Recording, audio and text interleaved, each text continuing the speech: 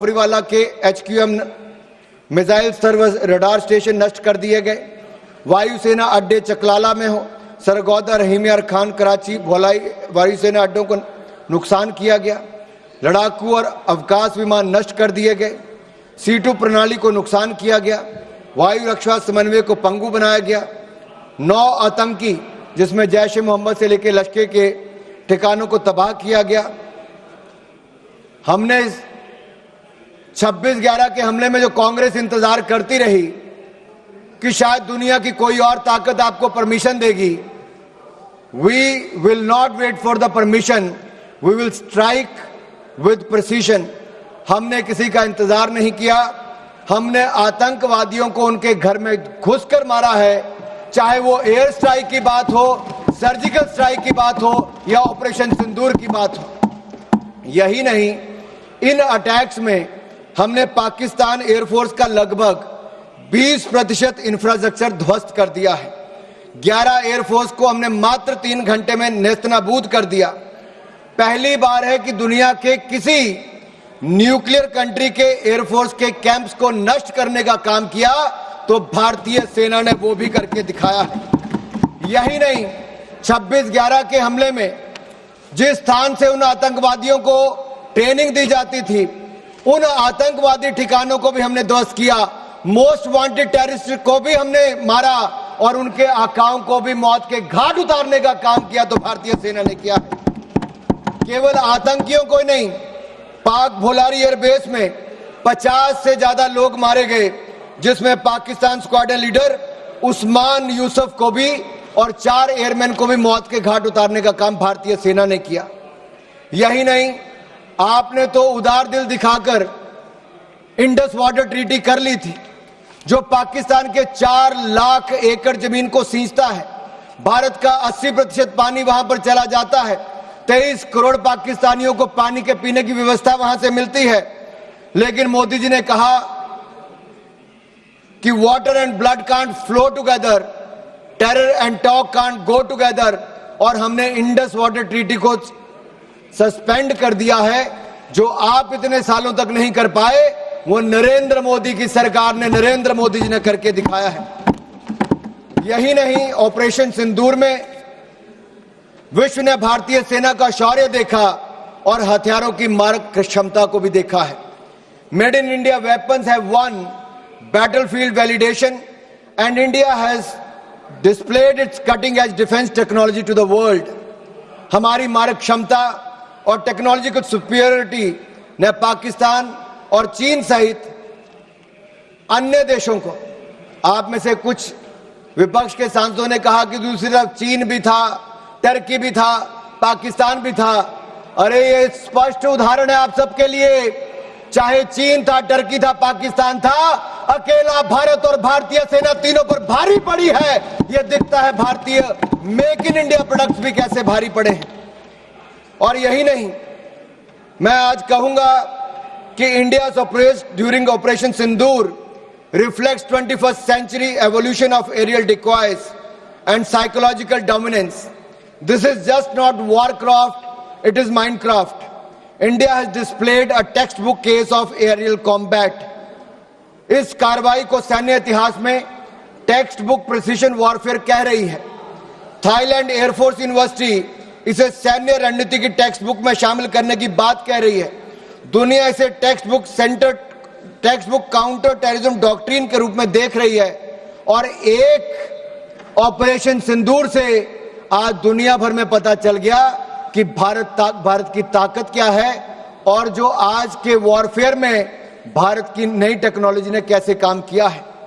आप पूछ रहे थे पिछले 10 सालों में क्या हुआ। दीपेंद्र हुड्डा जी कह रहे थे कि भारतीय सेना के बजट को क्या हुआ डिफेंस के। माननीय निर्मला सीतारमण जी यहां पर है, रक्षा मंत्री जी हैं, पूर्व रक्षा मंत्री भी हैं, आज वित्त मंत्री हैं, राजनाथ जी हैं, रक्षा मंत्री हैं। मोदी सरकार में 2.5 लाख करोड़, आपके समय 2013-14 में डिफेंस बजट था, 2.5 लाख करोड़ से बढ़कर 6,22,000 करोड़ रुपया बजट कर दिया है। अरे आप 6,81,000 करोड़ रुपया बजट कर दिया है, दुगने से ज्यादा कर दिया, 3 गुना कर दिया है। और आप अपने गिरेबान में झांक कर देखिए, 10 साल आपने सेना को बुलेट प्रूफ जैकेट तक नहीं दी। नरेंद्र मोदी जी की सरकार में मात्र 3 सालों में 2 lakh bullet proof jacket make in India बनाकर हमने दी है। आपने 10 सालों में नहीं, 30 सालों में आपने 1 रैंक 1 पेंशन नहीं दिया। नरेंद्र मोदी जी की सरकार ने 1 रैंक पेंशन की मांग को भी पूरा किया है। और यही नहीं, मैं आपको बताना चाहता हूं, अटल जी की सरकार में देखिए, आपके समय 48 में, 62 में, 65 में, 71 की लड़ाइयां हुई, लेकिन सेना के जवानों का पार्थिव शरीर उनके घरों तक नहीं जाता था।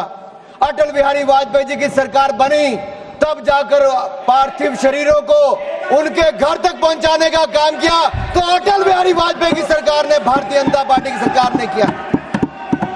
और धर्मेंद्र जी, मैं इतना जरूर कह दूं, अरे मैं तो हिमाचल प्रदेश से आता हूं। हिमाचल प्रदेश राज्य छोटा है, लेकिन सेना में बड़ा योगदान है। अगर देश को पहला परमवीर चक्र विजेता किसी ने दिया तो मेजर सोमनाथ शर्मा हिमाचल प्रदेश ने दिया है। कारगिल युद्ध में अगर 52 शहादत सबसे ज्यादा हुई तो हिमाचल प्रदेश की हुई। 4 परमवीर चक्र विजेता हुए थे, उसमें से 2 कैप्टन विक्रम बत्रा, राइफलमैन संजय कुमार भारत हिमाचल प्रदेश से हुए हैं। साहब, माननीय सभापति जी, मैं इतना कहना चाहता हूं, आज नरेंद्र मोदी जी की सरकार में हमने अपना एक्सपोर्ट 34 गुना बढ़ा दिया है। 686 करोड़ से बढ़कर लगभग 24,000 करोड़ हो गया। हमारी defence manufacturing, defence production 1 lakh crore एक साल की पार कर गई। और 193 हमने नए कॉन्ट्रैक्ट 2,09,050 करोड़ के एक साल में करके दिखाए और 100 देशों को डिफेंस प्रोडक्ट भारत देने का काम करने जा रहे। यही नहीं, लेकिन आपको डर तो होगा ही, क्योंकि जब मैं आपके सवाल खड़ा कर रहा हूं तो आपके पास उसका कोई जवाब नहीं है। मैं आपसे इतना जरूर पूछना चाहता हूं कि आखिरकार जब सेना की और सैन्य क्षेत्र में हमारे उपलब्धि की बात आती है तो आपके होंठ सिल क्यों जाते, उनकी तारीफ करते हो। कितने युद्ध देश ने देखे, लेकिन इस लड़ाई में मैं कहना चाहता हूं, भारत ने ना एक सैनिक खोया है, ना एक सैनिक खोया, ना एक सैनिक शहीद हुआ, ना युद्ध हुआ, लेकिन फिर भी हमारी विजय हुई। शोर भी नहीं हुआ, सिंहनाद की गूंज उठी है, ये भारत ने करके दिखाया है। मोदी जी की नीति और सेना की रणनीति काम आई है। प्रधानमंत्री मोदी जी के बारे में ये कहूंगा, जब वो मुख्यमंत्री भी नहीं थे, उस समय हिमाचल के प्रभारी थे। कारगिल के युद्ध में वो उस समय भी सेना के जवानों का हाल पूछने कारगिल गए थे। और जब से वो प्रधानमंत्री बने हैं, हर दिवाली सेना के जवानों के साथ मनाने का काम प्रधानमंत्री मोदी ने किया है, सेना को सशक्त भी किया। और मैं एक बात कहूंगा, एक और भारत और भारत की सेना पाकिस्तान को कड़ा जवाब दे रही थी, लेकिन दूसरी ओर आप लोग क्या कर रहे थे? राहुल गांधी जी क्या कर रहे थे? सबूत मांग रहे थे और साथ ही साथ कवर फायर भी दे रहे थे। कवर फायर किसको दे रहे थे, ये आपको पूछना पड़ेगा। आपने कहा कि हमने सरेंडर कर दिया। हमने स्पष्ट किया है कि जब तक हमने ऑपरेशन और मिलिट्री ऑब्जेक्टिव पूरा नहीं किया, तब तक हमने सीजफायर नहीं किया था। और तीसरे पक्ष की मध्यस्थता को हमने पहले ही नकार दिया था। और यही नहीं, एक बात तो मैं आपको स्पष्ट कर देना चाहता हूं, आज भारत का दूसरा सबसे लंबे समय तक प्रधानमंत्री के पद पर रहने वाला कोई व्यक्ति है तो उनका नाम नरेंद्र मोदी है। 2001 से लेकर 2025 तक, मुख्यमंत्री से लेकर प्रधानमंत्री तक 25 साल में एक दिन की भी छुट्टी लिए बिना देश के लिए हर पल जीने का काम करने वाले नरेंद्र मोदी हैं। आपने भारत की सेना पर प्रश्न चिन्ह खड़ा किया है। मैं इतना कहूंगा, हम दुनिया का सबसे बड़ा लोकतंत्र है, दुनिया की चौथी बड़ी अर्थव्यवस्था है, दुनिया के सबसे लोकप्रिय प्रधानमंत्री नेता हमारे पास हैं। भारत को झुकाने वाला कोई कमाई का लाल पैदा नहीं हुआ जो झुका सके। भारत को कोई झुका सके ऐसा किसी में दम नहीं। भारत से विश्व है हम किसी से कम नहीं, हम किसी से कम नहीं। आदरणीय सभापति जी, भारत 2.5 मोर्चे पर लड़ाई लड़ रहा था। 2 मोर्चे तो सबको पता है, लेकिन ये जो आधा मोर्चा है ना, उस आधे मोर्चे में एक राहुल ऑक्युपाइड कांग्रेस भी है। राहुल ऑक्युपाइड कांग्रेस क्या, मैं बताऊंगा।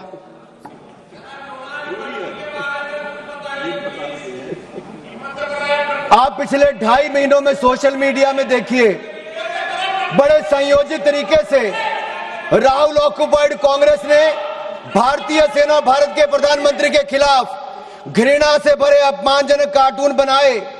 इसी कांग्रेस पार्टी ने, राहुल ऑक्युपाइड कांग्रेस ने आर्मी चीफ को सड़क का गुंडा कहने का काम किया।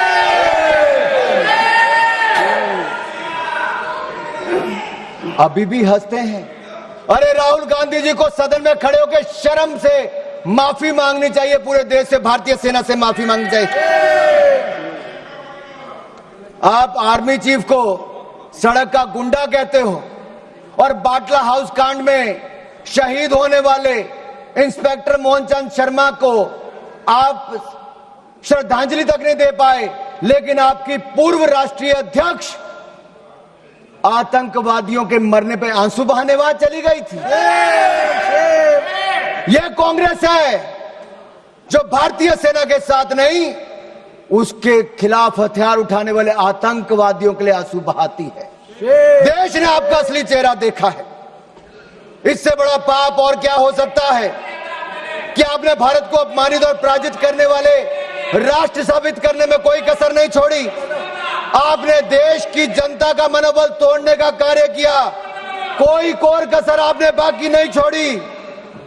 और सुनिए मणिकम टैगोर जी, इतिहास नरेंद्र मोदी जी को उनके धैर्य और धीरता के लिए याद रखेगा, और राहुल ऑक्युपाइड कांग्रेस को उनके धोखे और धूर्तता के लिए धिक्कारेगा, धोखे और धूर्तता के धिक्कारेगा।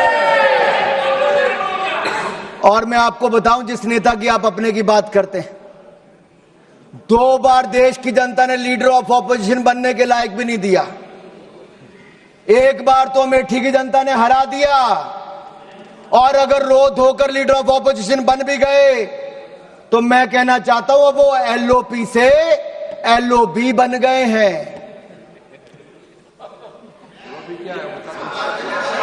किरण जी पूछ रहे एलओबी का ही है भाई, पार्लियामेंट्री अफेयर मिनिस्टर को तो मुझे बताना पड़ेगा। एलओपी लीडर ऑफ ऑपोजिशन से एलओबी लीडर अपोजिंग भारत बन गए हैं। उनके एजेंडे पे केवल भारत का विरोध है, भारतीय सेना का विरोध है, और भारत के प्रधानमंत्री का विरोध करना ही लिखा है। इसलिए आज से उनको एलओबी कहना शुरू करना पड़ेगा। और मैं एक बात जरूर कहूं, पता नहीं वो कांग्रेस के पोस्टर बॉय बन पाए ना बन पाए, लेकिन पाकिस्तान के प्रोपेगेंडा के पोस्टर बॉय राहुल गांधी बन गए हैं।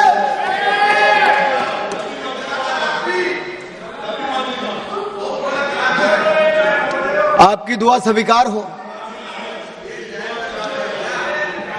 अब माननीय सभापति जी, आज सदन ने ऑपरेशन सिंदूर पर चर्चा करनी थी, लेकिन कांग्रेस के नेताओं में होड़ लगी थी कि कौन पाकिस्तान का सबसे सगा, सबसे प्रिय उभर कर सामने आए।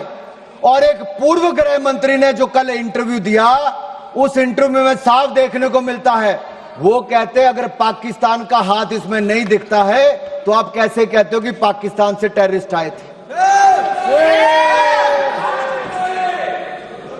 ये लोग कभी हिंदू आतंकवाद कहते हैं, कभी पाकिस्तान को बचाने के लिए आते हैं। कांग्रेस पार्टी में पाकिस्तान के इतने बड़े बड़े एडवोकेट आज हैं कि पाकिस्तान अपनी पैरवी बाद में करता है, कांग्रेस के नेता उनकी पैरवी करने के लिए पहले खड़े हो जाते हैं। और मैं इतना जरूर कहूंगा, पाकिस्तान सेना और पाकिस्तान सरकार लश्कर राहुल के बयानों को अपने पक्ष में इस्तेमाल कर रही है। पाकिस्तान सेना और पाकिस्तान सरकार लश्कर राहुल के बयानों को अपने पक्ष में इस्तेमाल कर रही है। और यही नहीं, पाकिस्तान सेना के प्रोपेगेंडा वीडियो में कांग्रेस पार्टी के राष्ट्रीय अध्यक्ष उनके बयान को लेकर पूरी दुनिया भर में दिखाया जा रहा है। मुझे पहले लगता था इनको दिक्कत मोदी जी से है, लेकिन अब मुझे पूर्ण विश्वास है इनकी दिक्कत मातृभूमि से भी है। और कहने को तो आईएनसी है, लेकिन आईएनसी अब इनके बयानों और इनके तरीकों से यही लगता है ये अब कहीं इस्लामाबाद नेशनल कांग्रेस बन गई है। क्योंकि पाकिस्तान द्वारा फैलाए गए झूठे नैरेटिव और आड़ के पीछे आप रुक रहे हैं। कांग्रेस आइडिया ऑफ डिप्लोमेसी यही रहा, माननीय सभापति जी। और मैं जो कह रहा हूं मैं जो कह रहा हूं मैं उसको ऑथेंटिकेट करने के लिए तैयार हूं। कांग्रेस आइडिया ऑफ डिप्लोमेसी क्या था? इनका केवल डोजियर तैयार करने का था, डिनर खिलाने का था, डिसीजन करने का नहीं था। नहीं तो 26/11 के हमले के